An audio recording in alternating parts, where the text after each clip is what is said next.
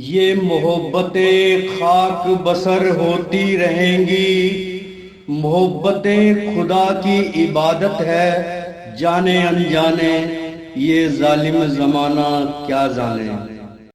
दोस्तों, कहानी का अंतिम भाग हम पेश करने जा रहे हैं और आज जालिम जमाना क्या जाने का दी एंड हो जाएगा और अगली कहानी का इंतज़ार कीजिए।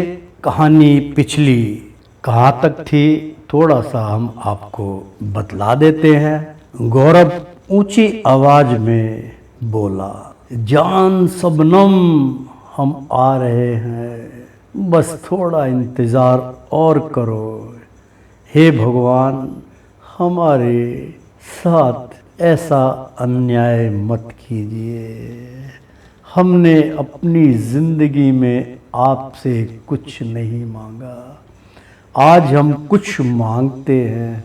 बस किसी तरह से हमें हमारी शबनम तक पहुंचा दो, हम तेरे एहसान मंद होंगे। मित्रों, यहाँ तक पिछले कहानी के भाग में हमने आपको कहानी सुनाई थी। अब इसका अगला भाग सुनिए, यानी कि अंतिम भाग सुनिए।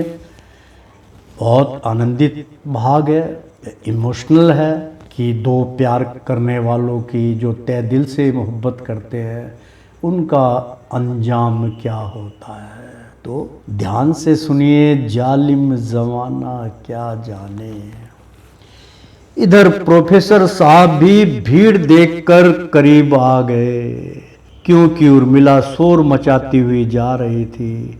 तो सारे गांव वाले घर से बाहर निकले और देखने लगे कि वाह क्या बात है, क्या खुदा का रुतबा है, इनायत है, ऐसी जैसे सब्बों के साथ हो रहा है।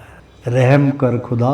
तो भीड़ इकट्ठी देखकर और प्रोफेसर साहब ने सोचा कि ये भीड़ कैसे एकत्र हो रही है, चल के देखें क्या हुआ। तो इधर प्रोफेसर साहब भी भीड़ देखकर करीब आ गए। उधर से जावेद मियाँ और उनकी बेगम भी आ गई। आहिस्ते आहिस्ते परिवार के सभी लोग एकत्र हो गए। जावेद मियाँ अपने आपे से बाहर हो गए और अपनी बेटी की तरफ दौड़े।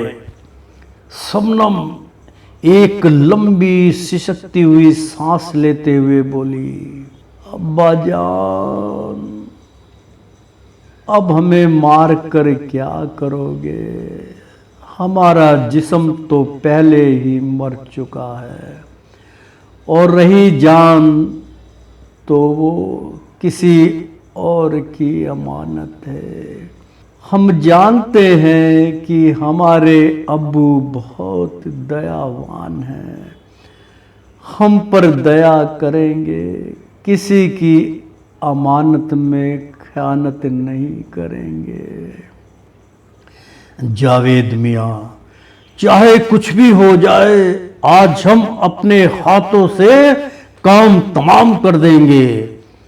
शबनम, अब्बू अब्बू, ये प्रेम है, ये मोहब्बत है और प्रेम ये खुदा का नाम है, ये समाज या मजहब नहीं। प्रोफेसर साहब, ठहर जाओ जावेद मियाँ, बहुत हो गया। इन खुदा के नूरों को कुछ मत कहो। हमने इनकी मोहब्बत को जाति बंधन में बांधने की कोशिश की है। इस समाज के कारण आज हमें अपने बच्चों से हाथ धोना पड़ रहा है। और देख रहे हो जावेद मियाँ, ये गांव वाले क्या कह रहे हैं, अल्लाह रहम, हे राम रहम, इन मासूमों पर रहम करो। आखिरकार दो प्यार करने वाले अपनी मंजिल तक पहुंच गए और गांव वाले त्राही त्राही के आंसू बहा रहे थे। उर्मिला तो उसकी सच्ची सहेली थी, वो शबनम के पास बैठ के देख देख के उसके आंसू नहीं रुक रहे थे, आंसू बहा रही थी। गौरव धीमे स्वर में कुछ कराहती हुई आवाज में कुछ बोलने की कोशिश कर रहा है। गौरव, जान मेरी, यह तुम्हारे पाँव में जख्म कैसा? शबनम, जालिमों ने मेरे पैरों में बेड़ियां जो डाल दी थी, मैं बेबस थी, मैं क्या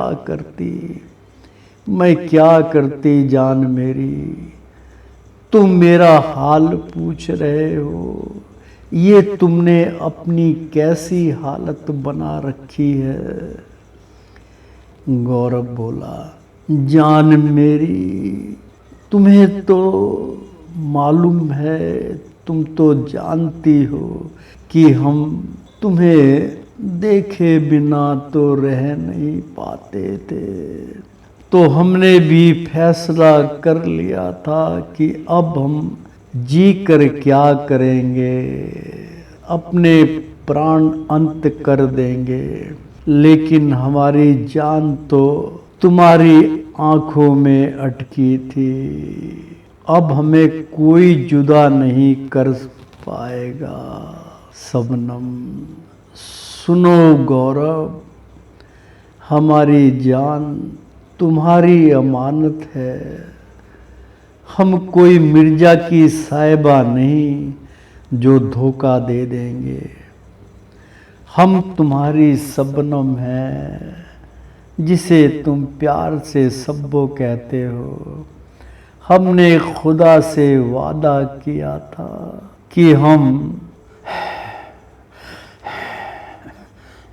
उन्हें दिखा देंगे कि प्यार करने वाले आज भी हैं। तुम हमें साहिबा की तरह बेवफा नहीं कह सकते, क्योंकि हमने आपसे बेवफाई नहीं की। इसलिए हम कह रहते हैं कि तुम हमें साहिबा की तरह बेवफा नहीं कह सकते, क्योंकि हमने साहिबा की तरह बेवफाई नहीं की है। अब तो खुदा हम पर रहम जरूर बख्शेगा। अब हमारे जाने का वक्त हो रहा है। गौरव, हमने खुदा से चंद पलों की मोहलत मांगी थी। तुम भी भगवान से कहना कि अब हम दोनों इस दुनिया में जन्म नहीं लेना चाहते। इस दुनिया में सच्चा प्यार है ही नहीं। यह जालिम जमाना क्या जाने कि दो जिस्म एक जान क्या होती है। हमारी आँखों के आगे अंधेरा छा रहा है। तुम हमारी आँखों से ओझल होते जा रहे हो। लगता है हमारा समय पूरा हो गया है। गौरव, हमें नींद आ रही है, हम सोना चाहते हैं। अब हमारे आराम करने का वक्त हो रहा है। अब तुम सब अपने अपने घर जाओ। गौरव, तुम्हें हमारी कसम, अगर तुम हमें अकेला छोड़ कर गई तो शबनम, जान मेरी, तुम्हारा हाथ कहाँ है? लाओ, अपने हाथों से हमारे हाथों को कसकर जकड़ कर पकड़ लो।